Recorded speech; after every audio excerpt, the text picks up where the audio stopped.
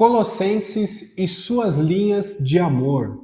Essa é uma música de Marco Teles, uma poesia sobre a carta do apóstolo Paulo a Colossos, que é exatamente o tema que vamos começar a estudar a partir de hoje.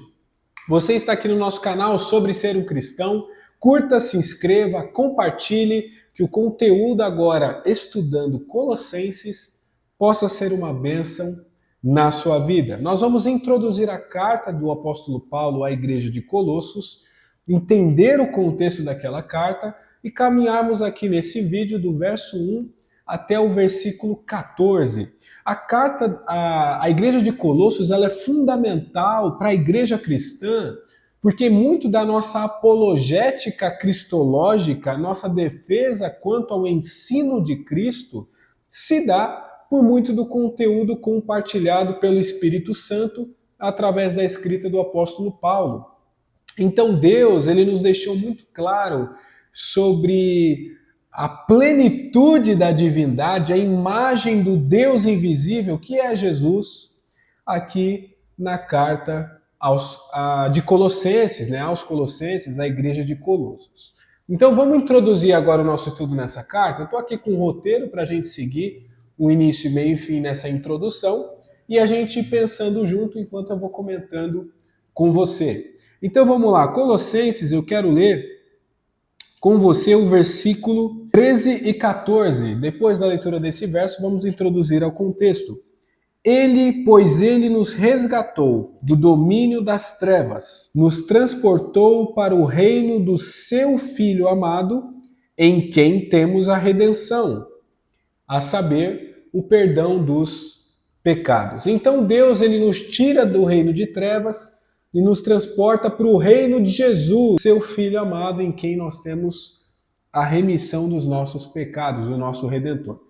Quem que escreveu Colossenses? O contexto, você sabe, é Paulo. Inclusive, deixa eu te avisar aí, se você ainda não leu Colossenses 1, pause o vídeo, ó. Pausou o vídeo, leia o contexto aí do capítulo 1, leia o capítulo 1 inteiro, clique novamente e volte a assistir esse vídeo. O autor é o apóstolo Paulo. Quando que Paulo escreve a igreja de Colossos? Ele estava preso e ele escreve aproximadamente 60 a 62 depois de Cristo. Foi escrita durante a sua prisão em Roma. É uma das cartas da prisão. Então tá junto com Efésios, Filipenses e Filemão. Estas cartas são cartas que a gente chama de cartas da prisão, tá bom? Paulo escreve nesse contexto. Paulo nunca tinha visitado Colossos pessoalmente. Então isso está muito claro para nós aqui ao decorrer dessa carta. A igreja foi plantada por Epáfras. Epáfras, então, nessa missão, na cidade de Colossos, ele implanta essa igreja, esses irmãos que se convertem a Cristo pela exposição do Evangelho. Um dos seus colaboradores, que se converteu durante o ministério de Paulo em Éfeso. Então, observe, Epáfras se converte em Éfeso com mensagem de Paulo, e ele, capacitado por Paulo, vai para Colossos, implanta essa igreja, e Paulo, preso, escreve uma carta para a assistência teológica ou cristológica a essa igreja, para eles entenderem mais sobre a fundamentação da fé em Jesus. Então, por que essa carta é tão importante? Porque ela, sendo uma defesa da fé, ela embasa a nossa doutrina de Cristo. A cidade de Colossos era uma cidade da Ásia Menor, a atual Turquia, situada no vale do rio Nico. Inclusive, você está vendo o mapa aí, eu coloquei aí na tela, tá para você ver onde está a cidade de Colossos. Outrora uma metrópole gloriosa, na época de Paulo, era uma cidade de menor importância, vizinha de Laodiceia e Hierápolis, como você está vendo no mapa. Qual que era o ambiente cultural? Era um caldeirão de ideias. Isso aqui é muito importante a gente saber o contexto da época. Havia uma forte presença de judeus, mas também de correntes místicas gregas e orientais. Então observe, uma cidade repleta de misticismo, de uma cultura helênica, você tem uma cultura grega, e você tem também orientais naquele ambiente. E nesse ambiente nasce a mistura perigosa da heresia de Colossos, algo que a gente vai ver no decorrer dessa carta, estudando a fundo aqui essa carta. Qual que é o motivo? Por que que Paulo escreve essa carta para a igreja de Colossos? Paulo escreve porque Epáfras o visita na prisão com notícias preocupantes. A igreja estava a ser ameaçada por um sincretismo religioso, ou seja, uma mistura das crenças. Legalismo judaico, então a exigência da circuncisão, das festas judaicas, da alimentação dos judeus, as suas dietas, aquilo que eles poderiam ou não comer, a adoração de anjos e visões, contexto que a gente vai ver na carta também, então tinha isso decorrente de outras culturas, ascetismo, que é castigo do corpo ou uma autopunição para alcançar uma espiritualidade, e um gnosticismo incipiente, a ideia de que Jesus era apenas um de muitos seres espirituais e que era necessário uma gnose, um conhecimento secreto, para a salvação. Então observe a gravidade do tema em que essa carta ela é inserida, o contexto da qual ela é enviada ali para esses irmãos na cidade de Colossos, os colossenses. O tema central da carta, a gente pode pensar aí em Colossenses 2,9, né? Colossenses 2,9, pois em Cristo habita corporalmente toda a plenitude da divindade. Jesus é 100% Deus, 100% homem, 100% Deus nessa união hipostática, ele é totalmente pleno na sua divindade. Então, a suficiência e a supremacia de Cristo é então o tema central dessa carta. Cristo é tudo em todos, ele não é apenas o Salvador, ele é o Criador, ele é o sustentador, ele é o cabeça da igreja, ele tem toda a plenitude. Vamos pensar agora nos versos aí?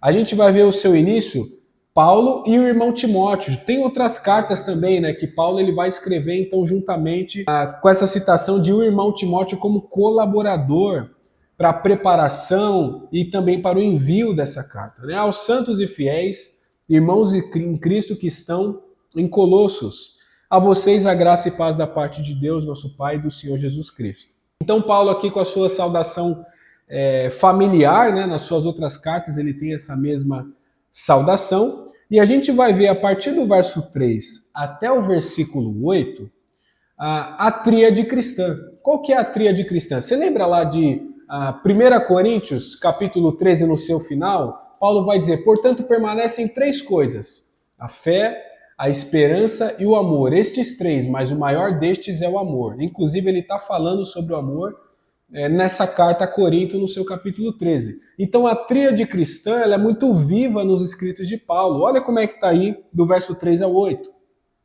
Damos graças a Deus o Pai quando oramos por vocês. Nós temos ouvido falar da sua fé, do amor que vocês têm por causa da esperança. Então pode observar que o fé, o amor e a esperança é de fato essa vivência, esse fundamento, a fé, a evidência prática, o amor e esse combustível que é a nossa esperança. Paulo ele está ressaltando esses pontos dos Colossenses. E aí a gente vê essa oração dele por intercessão, né? Por todo mundo esse evangelho vai frutificando e crescendo, versículo 6. Como também ocorre entre vocês, desde o dia em que ouviram e entenderam a graça de Deus em toda a sua verdade. Então a igreja está crescendo no meio desse povo que tem misticismo religioso, que tem cultura oriental, que tem cultura judaica, onde tem várias questões, o cristianismo está crescendo nesse ambiente. Pensando nisso, nós vamos ver uma oração de intercessão de Paulo do versículo 9 até o versículo 12. Nós vamos caminhar aí até o verso 14. E qual que é o pedido de Paulo, né? Por essa razão, desde o dia que o ouvimos, nós não deixamos de orar por vocês e de pedir que sejam cheios do pleno conhecimento da vontade de Deus, com toda a sabedoria e entendimento espiritual. Por que Paulo pede isso para os irmãos a Deus? Essa sabedoria, esse entendimento espiritual, esse pleno conhecimento para que vivam de maneira digna.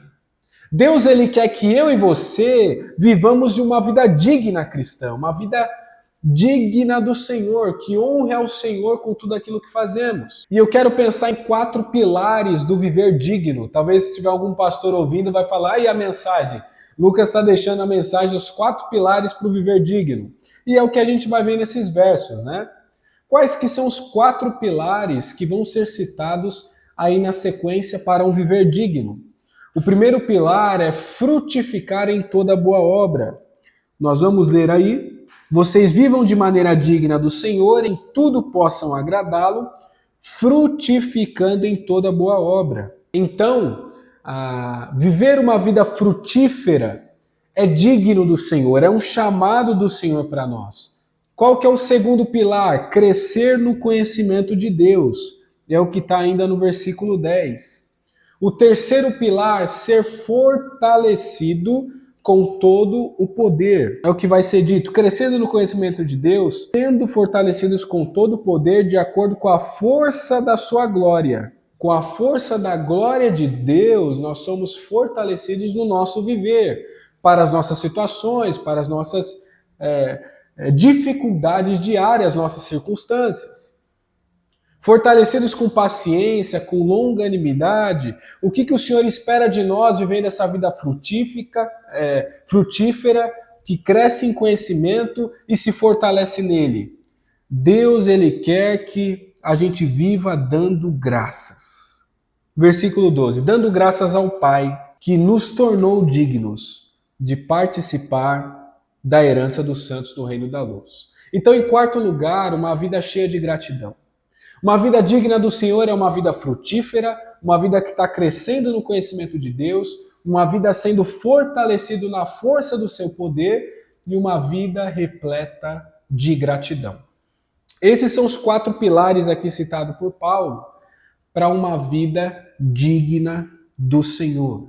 E aí eu quero caminhar para você no final, onde vamos começar a introduzir sobre Cristo.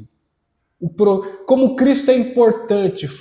Cristo é o fundamento, a rocha, para que a gente possa ter esse viver digno. Pois ele nos resgatou do domínio das trevas, nos transportou para o reino do seu Filho amado, em quem temos a redenção, o perdão dos nossos pecados. Então, no próximo episódio aqui do Sobre Ser um Cristão, vamos continuar e caminhar para o final do capítulo 1, falando sobre o Supremo Cristo. Que Deus te abençoe, que você possa continuar estudando, aprendendo mais da palavra de Deus, que haja uma sede em você pela palavra, porque é isso que você vai encontrar no nosso canal. O desejo profundo de que eu e você possamos nos aprofundar nas verdades bíblicas. Fique com Deus e nós nos vemos no próximo vídeo.